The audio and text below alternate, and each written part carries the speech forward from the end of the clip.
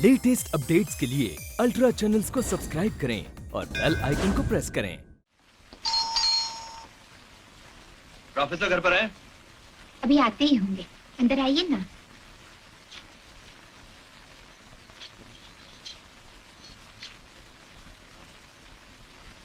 Professor ने मुझे 5 बजे का अपॉइंटमेंट दिया था और अभी वक्त 5:05 है।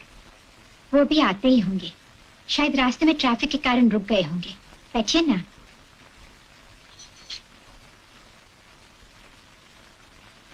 आप क्या पियेंगे? मैं अपना गुस्सा पीना चाहता हूँ।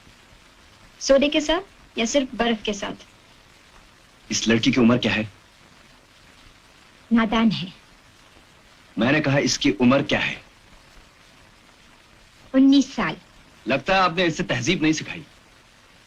लीना, तू अंदर जा, तेरे भैया के आने का वक्त हो गया है। कॉफी तैयार कर। बम्बई में बहुत गर्मी है। लोग कहते हैं वो बहुत अच्छे प्रोफेसर हैं। मैं प्रोफेसर को इनाम देने नहीं आया। लड़के लड़कियां भी उन्हें बहुत चाहते हैं। चाहते होंगे, लेकिन मैं नफरत करता हूं उस आदमी से जो वक्त को अपने घर की लौंडी समझता है। लो, वो आ गए।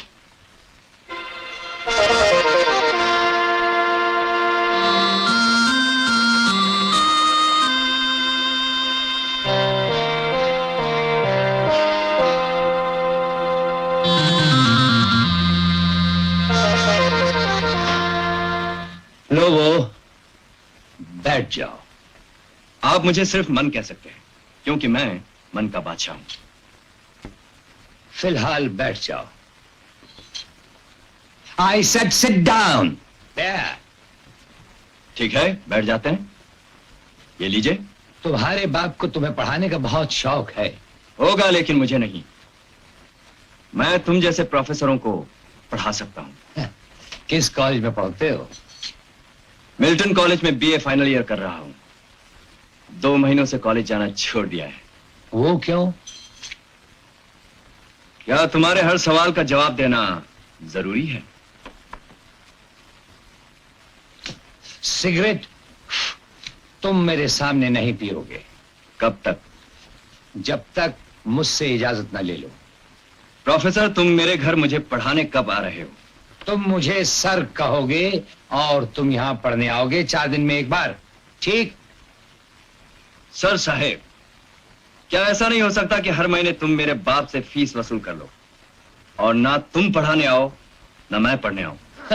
ये नेक राय तुम अपने बाप को देना। मुझे इतना समझने के बाद भी तुम अभी बाज नहीं आए। रस्सी जल जाती है पर बल नहीं जाते। बाकी बचे हुए बल भी निकाल दूंगा, ये भी मेरा एक फर्ज है। कल से तुम यहां पढ़ने आओगे, ओके? ठीक है साहब, आ जाएंगे। सुनो, ये तुम्हारा सिगरेट।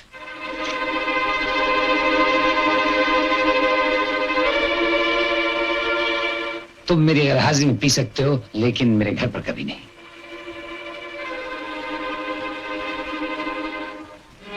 Thank you sir. भैया, वो घर में दाखिल होकर ऐसा पोज बना रहा था जैसे पढ़ने नहीं पढ़ाने आया हो। तुमने बहुत अच्छा सबक सिखाया उसे। ये लड़का मुझे बिल्कुल ठीक नजर नहीं आता। दिमाग आसमान पर उठा रखा है। अरे सरल, मैंने उसका दिमाग उसकी खोपड़ी में डालकर उसे चलता कर दिया है। भोंदू लड़के तो अच्छे समझे ही जाते हैं, लेकिन मुझे जरा टेढ़े लड़के पसंद है। सरल, हम भी तो उनकी उम्र में उनके बाप हुआ करते थे, बाप। और अब भी कौन से कम हैं।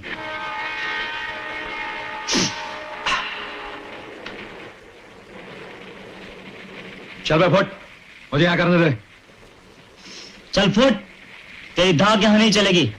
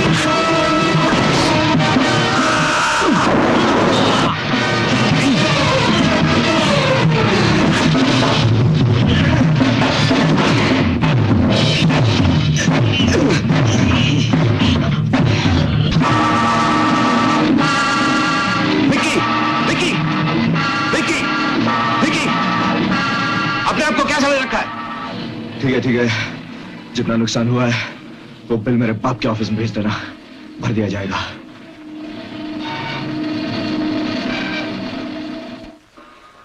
Good evening sir. Hi, come in Manjeet. Exact 6। मन के बादशाह तुम्हें आज जिंदगी का फलसफा बताएं। वक्त की पाबंदी आधी कामयाबी है और बाकी लगन, शौक और इरादे से मिलती है। समझे मिस्टर मंजीत? सर आपकी घड़ी फेल हो सकती है लेकिन आप मुझे कभी लेट नहीं पाएंगे। That's like a good boy Manjeet. अब ये जरूरी है कि कल से तुम कॉलेज रेगुलरली अटेंड करना शुरू करो और सब लेक्चर्स ध्यान से सुनो। जी। ये चंद सवालात मैंने तुम्हारे लिए तैयार किए हैं, 4 रोज मुझे इनका जवाब चाहिए। मैं पहले तुम्हारी समझ बूझ देख लूं, उसके मुताबिक पढ़ाई शुरू करूंगा। Thank you sir.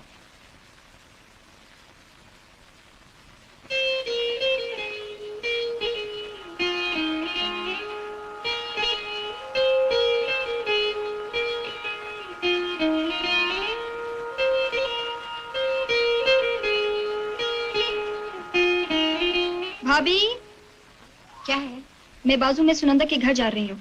घर में पाठशाला बंद होने के बाद मुझे बुला लेना। ये पोइट्री की किताब है। Yes sir.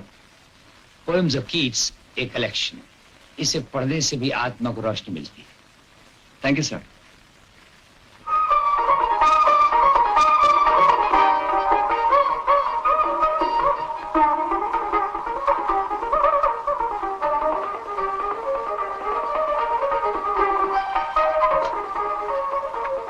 शायद तेजा, ये रही तुम्हारी माँ।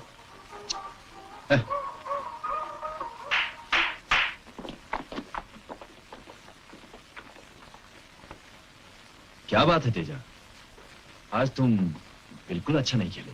क्या बताऊं लोगों साहब, विकी की शरारतों ने परेशान कर रखा है। आए दिन उसकी शिकायतें आती रहती हैं। कल जिमखाने में किसी को पीट डाला, सब फर्नीचर तोड़फोड़ कर रख दिया उसने। तो समझ में नहीं आता क्या करूं। और आपके बेटे मंजीत को देख के यकीन ही नहीं आता वो इतना सुधर जाएगा। ये सब प्रोफेसर खुराना का करिश्मा है तेजा। वो पारस है, लोहे को भी छू जाए तो सोना बना देता है। तो प्लीज विकी के लिए भी प्रोफेसर से बात कीजिए ना। प्रोफेसर चालाक भी है और जिद्दी भी। हाँ, न्यू ईयर्स डिनर पर बात करेंगे।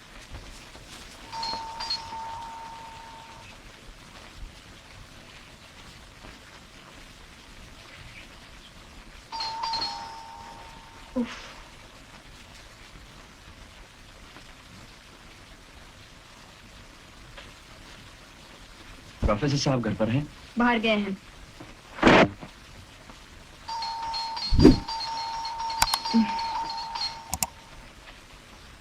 मगर आज आपकी डेट नहीं है। डेट तो नहीं थी मगर मुझे एक बहुत जरूरी काम है। शायद वो देर से आएंगे। कैन आई कम इन?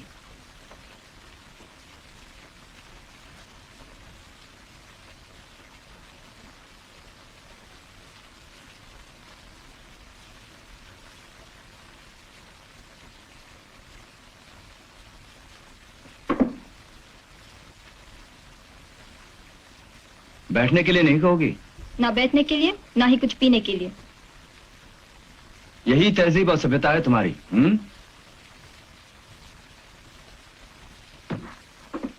मुझे घमंडी आदमी अच्छे नहीं लगते। घमंड कामयाबी का दूसरा नाम है। मेरे बाप के पास इतना रुपया और इतनी ताकत है कि वो बॉम्बे में बलवा करवा सकता है और अगर वो चाहे तो अमन कायम रख सकता है।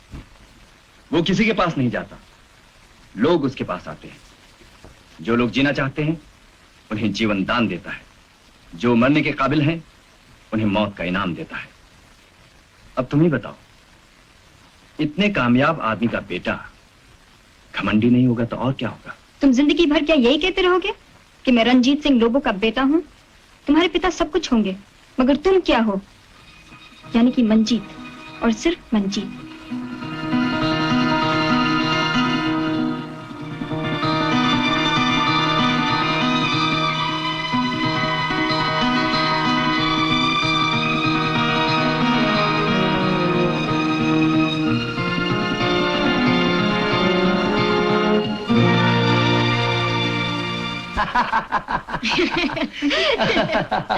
कितना फर्क है घोड़े और गले में।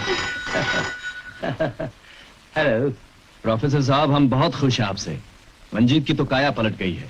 हाँ, मैं भी हैरान हूँ कि चंद दिनों में ही वो इतना जिम्मेदार कैसे हो गया।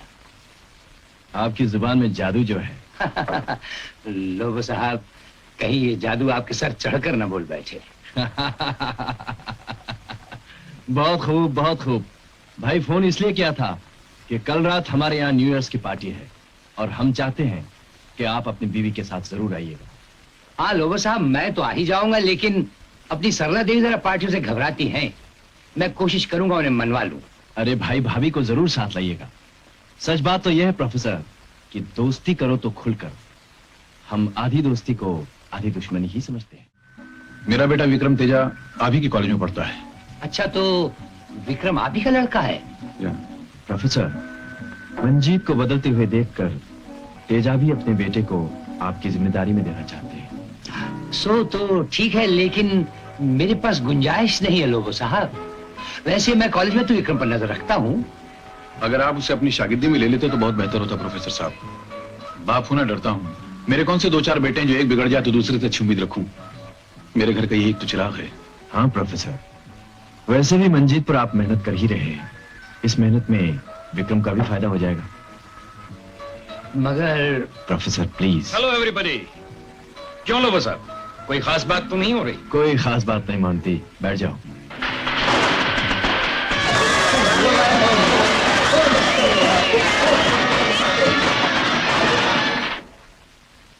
पार्टी कैसी लगी सरल? मुझे मंजीत का बाप और उसके दोस्त कुछ अच्छे नजर नहीं आते। ऐसे लोगों से दूर रहना ही बेहतर होगा। अरे बीवी, मैं मंजीत को पढ़ा रहा हूँ, मंजीत के बाप को नहीं। एक और लड़का विक्रम भी कल से पढ़ने आएगा। बात यह है सरला के उन लोगों में अपने बच्चों को अच्छा बनाने की लगन देखकर मैं इनकार न कर सका। अब घर को भी कॉलेज बना डालो। मैं भी काम काज छोड़कर आपके सामने पढ़ने बैठ जाऊंगी। अरे बीवी, तू तो मेरी जिंदगी की कविता है। मैं जीवन भर तुझे पढ़ता रहूंगा। फागड़ी,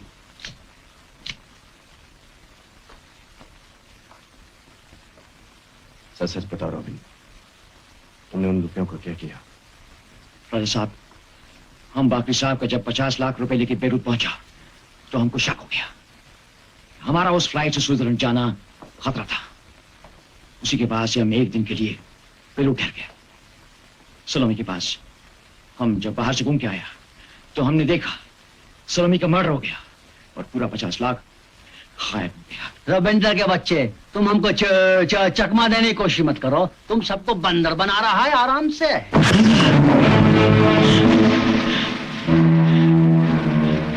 सलोमी के प्यार में तुमने हमसे गद्दारी की है।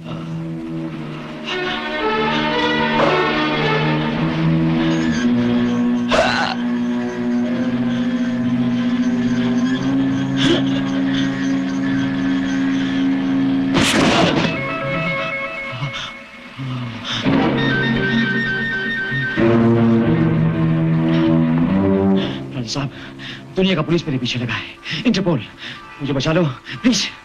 हम तुम लोग से कोई बेईमानी नहीं किया, ये एकदम सच है। अगर ये सच है रॉबिन, तो हमें उन लोगों का पता बता दो जिन्होंने हमारे साथ ये किया। नहीं तो तुम्हारी सजा ये है कि जब तक इंटरपोल अपनी बंदूक का निशाना तुम्हें नहीं बना लेता, तुम भागते रहोगे एक पागल कुत्ते की तरह। लेकिन राजा साहब, अब तुम हमसे मिलने की कोशिश मत करना, वरना हम तुम्हें तड़पा तड़पा कर पालेंगे, मरने नहीं देंगे। जाओ। मगर लोबो साहब, रॉबिन तो चला गया आराम से।